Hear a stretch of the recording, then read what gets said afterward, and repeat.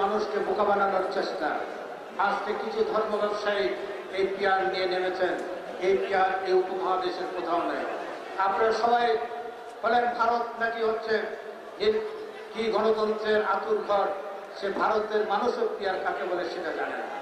অতএব এই পিয়ার পদ্ধতি নিয়ে যারা ষড়যন্ত্র করে নির্বাচনকে পিছাতে চান, নির্বাচন ভণ্ডুল করতে চান, তাদের ব্যাপারে আপনাদের সজাগ থাকতে হবে। এটা একটি ষড়যন্ত্রকারীদের ফসল হচ্ছে পিয়ার। আরেকটি হচ্ছে যে মাদের বোনদের কাছে বাড়িতে বাড়িতে গিয়ে বলেন সরল মনা মাদেরকে আপনি জামাত করলেই বেহেশতে যাবে।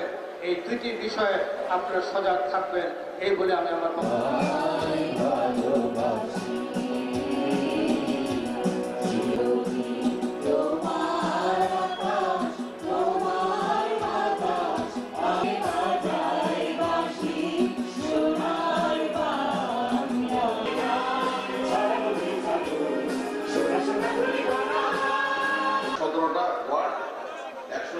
ইউনিয়ন এবং পৌরসভার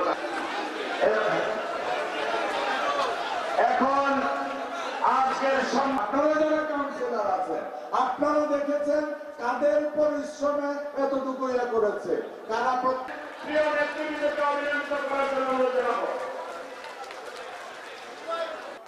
লাকসাম মনোরঞ্জন এবং লাকসামবাসী আমরা হাজী আমির রশিদের কাছে ময়দানে আদর্শ সদর উপজেলা বিএনপির ঐতিহাসিক কাউন্সিল হতে আদর্শ সদর উপজেলা বিএনপির সুনিপুণ নেতৃত্বের মাধ্যমে দীর্ঘ 2 যুগ ধরে প্রাণ ও পুনর্বাসন বিষয় সম্পাদক দেশ নেত্রী বেগম খালেদা জিয়ার জননেতা সৈয়দ জাহাঙ্গীর আলম উপস্থিত আছেন।